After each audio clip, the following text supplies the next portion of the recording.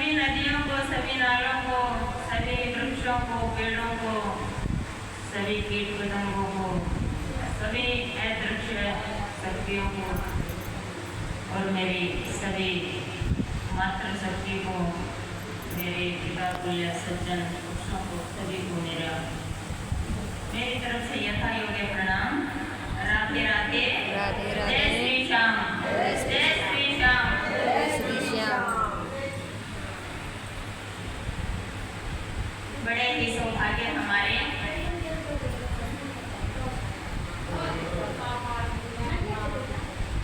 कि इस सेखुपुर की पावन धरती पर, पावन धरा पर ये भगवान के लीला सुनने को, सुनाने को हमारे भाग्य और तो कोई आ रहे सवेरा मीठा में पकड़ जाता है ना, कोई मीठा में पंचम दिवस है।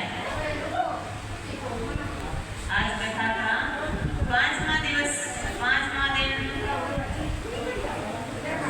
तो कल आपने कथा में सुना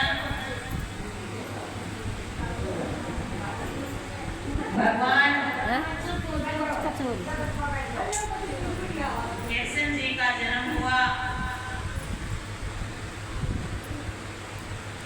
बात होगी चल उधर पता लगे कंस को, क्योंकि आकाश वाणी हुई कि मुझे क्या मारेगा तेरे मारने वाला, तो गोकुलगढ़ में जा लिया। तो कंस विचलित है और कभी किसी को मारने के लिए भेज रहा है और कभी किसी को भेज रहा है। अब 6 दिन बीत गए। आज कृष्ण जी की छठी है। घर वाले सब, नंद बाबा, यशोदा मैया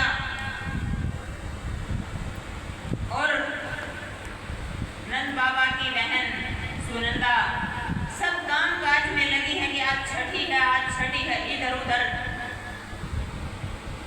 लड्डू गोपाल पलने में अकेले खेल रहे हैं।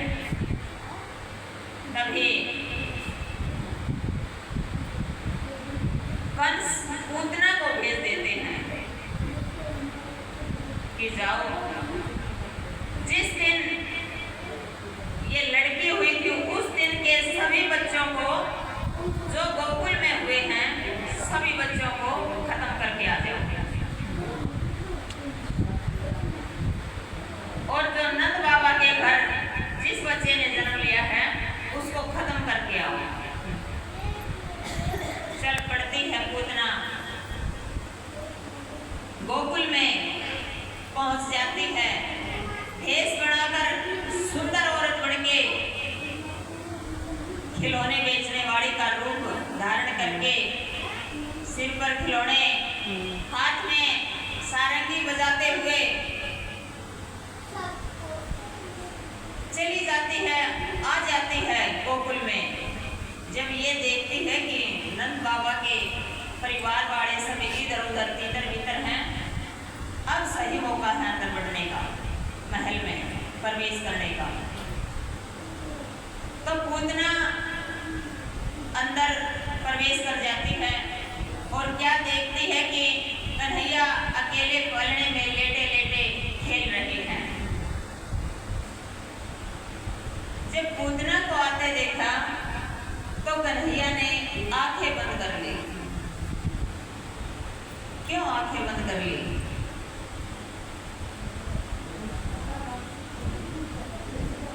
क्योंकि अंदर कुछ और बाहर कुछ।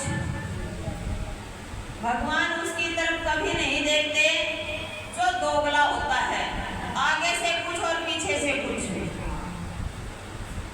उसकी तरफ भगवान नहीं देखते। आंखें बंद कर ली प्रभु ने। अगर वो अपने असली रूप में आते तो भगवान जरूर देखते, इसलिए आंखें बंद कर ली कि तेरा रूप कुछ और है और भेष कुछ और बनाया है। उतना आ जाती है कन्हैया के पास और उठा करके बाहर ले जाते हैं। घर वालों से नजरें चुराकर जंगलों में ले जाती है। बाद अपना रूप बदल लेती है, राक्षसी का रूप कर लेती है और उसको अपने छाती का दूध पिलाने लगती है, जबकि उस छाती पर जहर लगाया हुआ था कि पिलाऊंगी और मर जाएगा। सभी बच्चों को पिलाने के लिए आई थी कि जितने भी उस दिन जन्मे हैं सभी को जहर पिलाऊंगी। पहला नंबर कन्हैया का ही आ गया। कन्हैया ने क्या किया कि जहर तो पिया सो पिया, जहर खत्म हुआ, जो दूध था वो खत्म हुआ। अब क्या किया, खून पीने लगा। पूतना का खून पीने लगा। जब खून पीने लगा तो हाहाकार मचाने लगे, अरे छोड़ो, अरे छोड़ो, अरे तुम क्या हो, अरे छोड़ दो, अरे मर गई, अरे मर गई। बहुत बार विनती की पर जब तक प्राण न निकले तब तक कन्हैया ने उसको नहीं छोड़ा। प्राण निकल गए और धड़ाम देसी ऐसे पड़ी जैसे हाथी से भी बड़ी, क्योंकि राक्षसों की ऐसी प्रजाति होती है बहुत तगड़ी। और कन्हैया उस लेटी हुई पर खेलने लगे। घर वालों को पता लगता है, नंद बाबा को, यशोदा मैया को, सभी को, गोकुलवासियों को कि अरे कान्हा कहाँ गया, अरे कन्हैया कहाँ गया। सब इधर उधर ढूंढने लगे जंगलों में, इधर उधर फैले तो पता लगा कि ध्यान दिया कि एक बहुत ऊंची कोई राक्षसी पड़ी है, उस पर खेल रही हैं कन्हैया। जाकर के माँ यशोदा ने भाग करके उठाया और छाती से लगाया। अरे प्रभु, ये राक्षसी कहाँ से आ गई, अगर मेरे बेटे को कुछ हो जाता तो। चलो शुक्र है कि मेरा बेटा ठीक ठाक है। घर ले आई, बहुत सारे लाड लड़ाए नंद बाबा ने भी कि ये कहाँ से आ गई और हमारा ध्यान कहाँ था, हमने अच्छे से देखभाल नहीं की। तो इस तरह पूतना का वध किया, पहला वध किया भगवान ने। उससे पहले पर सप्तासुर और मार दिया था, उससे पहले सप्तासुर और आया था। राधे राधे, उसको भी मार गिराया। अब भगवान का नामकरण किया जाता है। नामकरण करने के लिए देखिए कुंडली नहीं दिखवाते, कहाँ जाते हैं, नंद बाबा गर्गाचार्य के पास जाते हैं। गर्गाचार्य कौन है, नंद बाबा के गुरुजी। गर्गाचार्य के पास जाते हैं। यशोदा मैया कहती है, गुरुजी देखो ना मेरे बेटे का भाग्य। कन्हैया को लेकर के कहती है कि देखो ना एक बार ये क्या करेगा आगे बढ़कर। उधर रोहिणी कहती है बलराम को लेकर, उस छोटे बच्चे को नाम तो बाद में पड़ा रखा गर्गाचार्य ने, कहा कि देखना गुरुजी मेरे बेटे का क्या नाम होगा और ये क्या करेगा आगे चलकर भविष्य में, जीवन में। तो गर्गाचार्य कन्हैया की तरफ देखते हैं और समझ गए कि ये साधारण नहीं है, ये भगवान हैं। पैर पकड़ रहे हैं और टुकर टुकर देख रहे हैं कि आज भगवान के चरणों में मैं बैठा हूँ। समाधि लग जाती है कि क्या बताऊं, ये तो स्वयं भगवान हैं, पालन पोषण करने वाले हैं, संसार सृष्टि के, संसार में सबका पेट भरने वाले हैं। मन मन में सोचते हैं, लेकिन कहती हैं यशोदा गुरुजी बताओ ना। गर्गाचार्य कहते हैं कि तेरे बेटे का नाम कन्हैया है। कन्हैया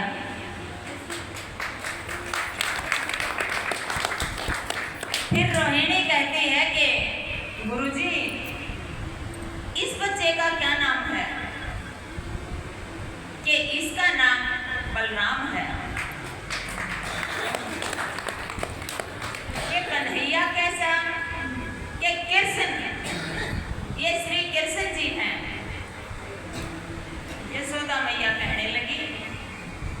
कि पता नहीं कैसे अटपटे नाम बता रहे हैं। कभी कन्हैया कहते हैं, कभी कृष्ण कहते हैं, कभी बलराम कहते हैं। पता है रोहिणी बहन, हम तो इनका अलग नाम रखेंगे। एक का रखेंगे कनवा और एक का रखेंगे बलवा। कनवा और बलवा आसान से नाम है, जबकि आज भी माताएं दो दो नाम, तीन तीन नाम रखती हैं।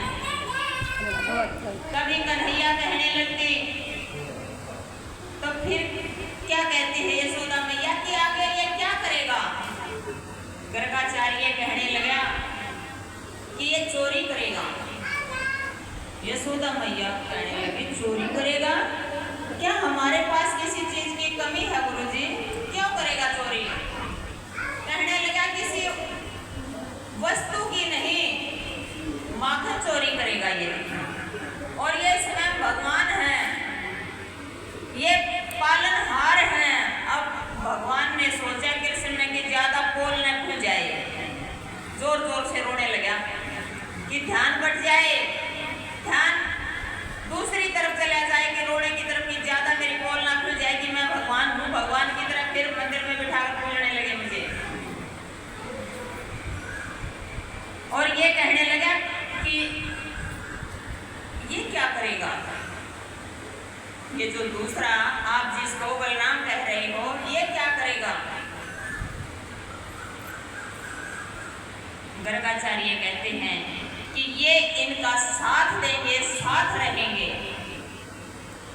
ये एक दूसरे से अलग नहीं रह सकते।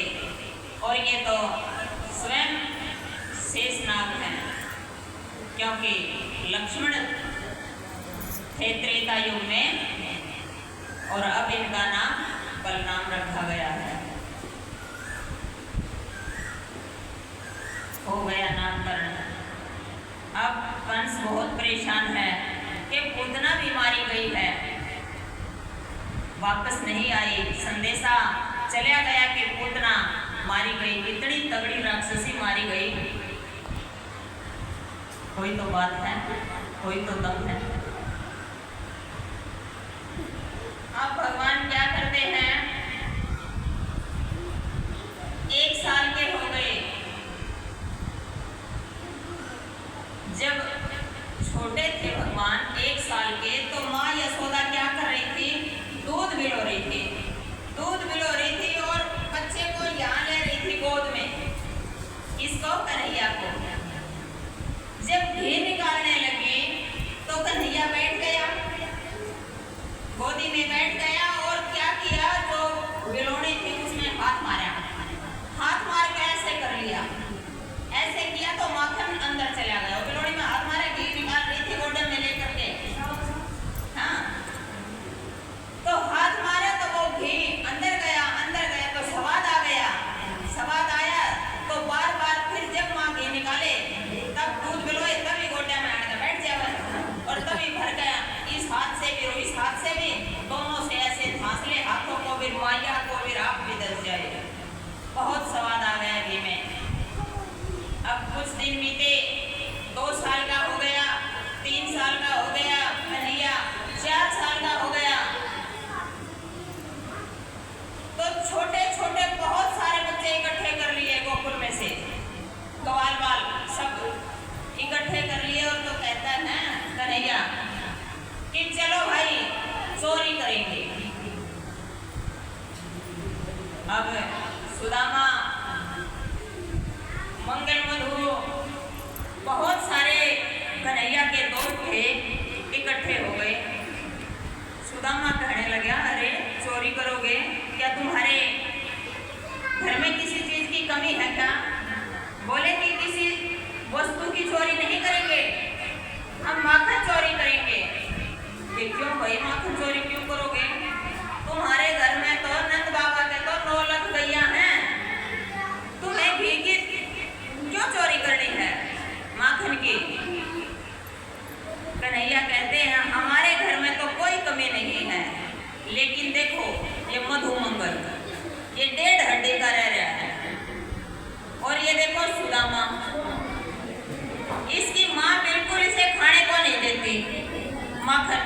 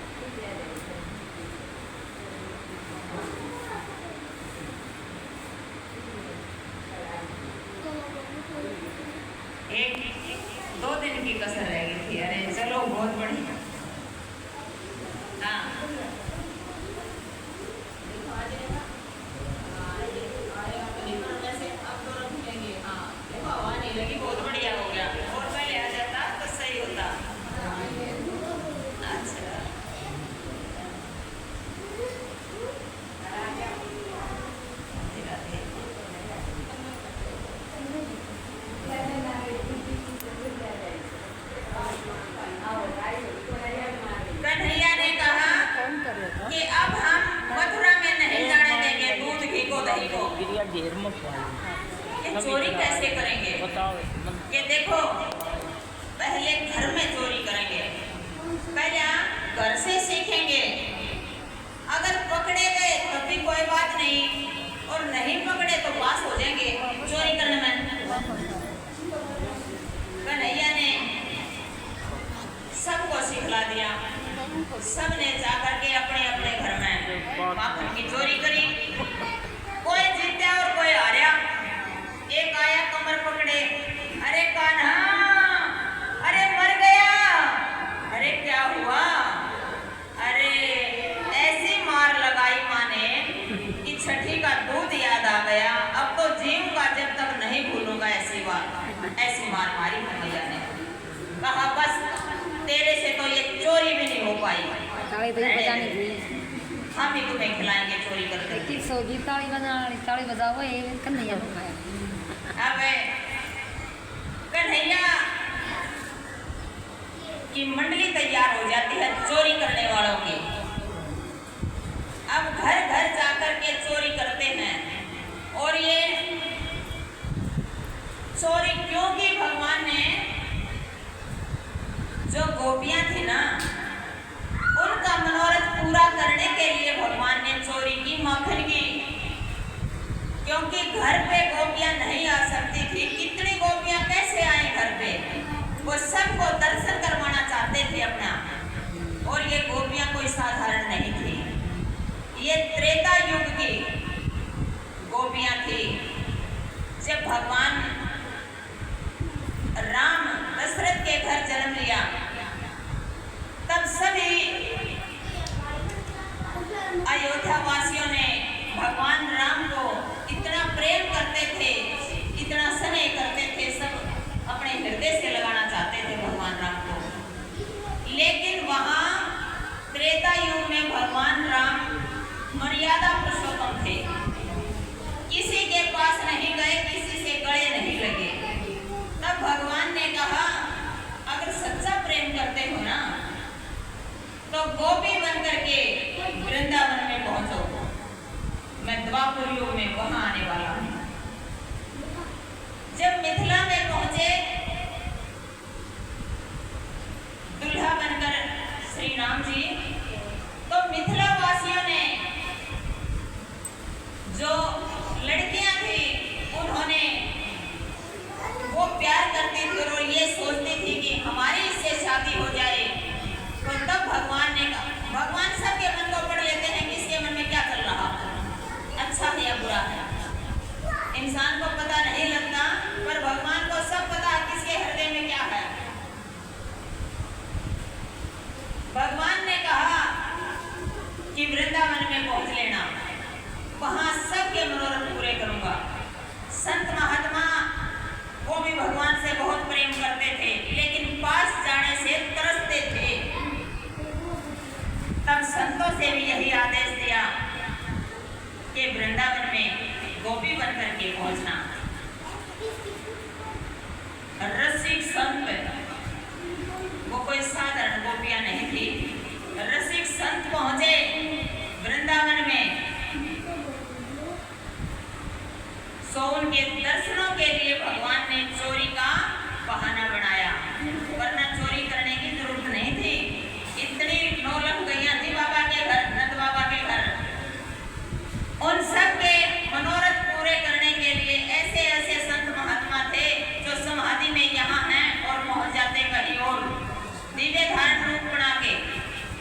ऐसे ऐसे संत गोपी जो अब कहते हैं अरे कन्हैया गोपियों के पीछे दौड़ता है, अरे क्या है तुम्हारा कुछ भी, ये कुछ ऐसे हैं अधर्मी लोग ये जो भरम बांट देते हैं कि क्या है कृष्ण गोपियों के पीछे। उन्हें ये नहीं पता कि गोपियां हैं कौन, वो सिर्फ स्त्री समझते हैं कि गोपियां स्त्री हैं। गोपी ये नहीं है कि भाई लेडीज ही, लड़की ही गोपी बन सकती है, पुरुष का हृदय भी गोपी है। जो कोई भगवान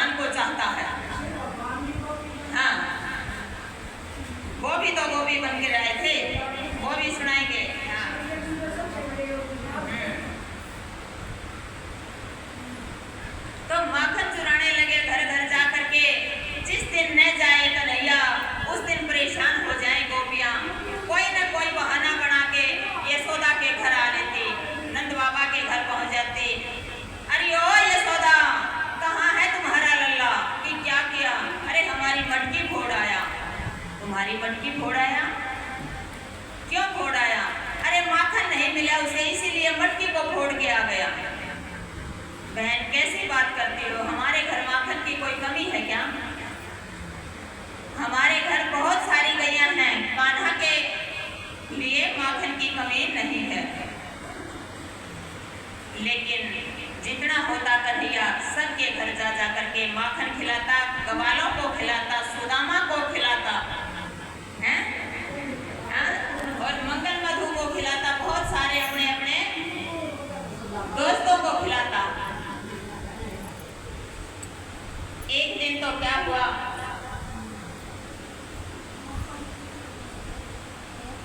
एक मैया के घर जाकर के देखा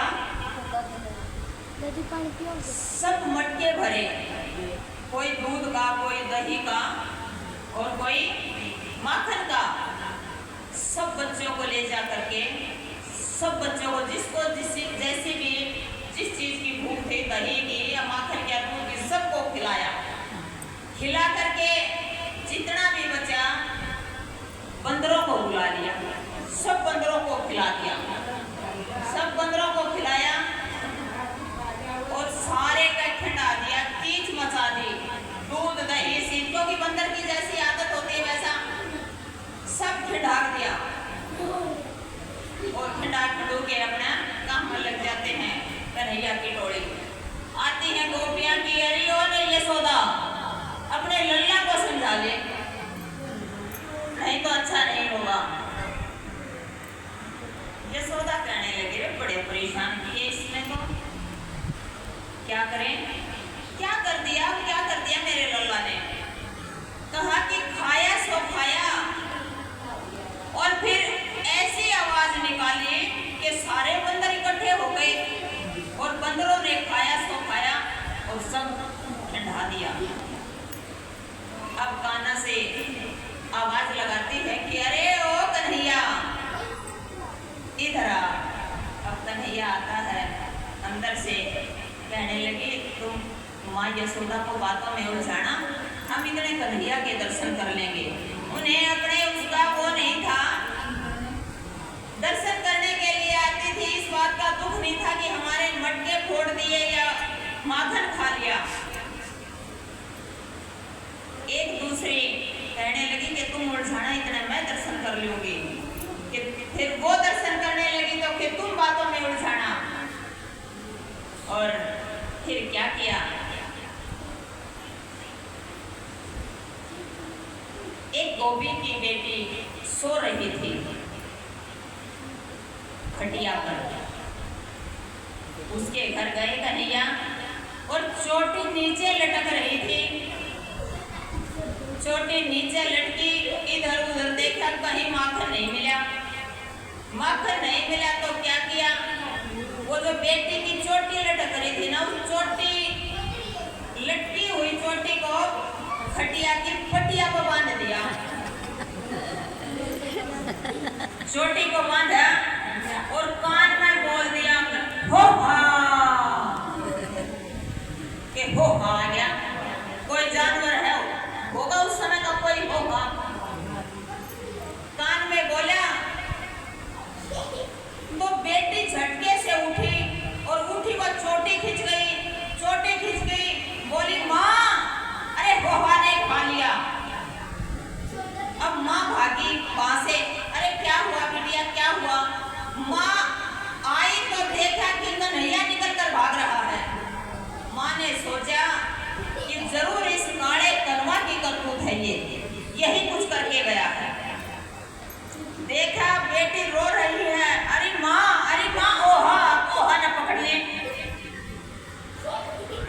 आकर के माँ ने उसकी चोटी को खोला और छाती से लगाया, छाती से लगाकर कहा बेटी तेरी चोटी बंध रही थी, कोई बात नहीं, वो कन्हैया करके गया है।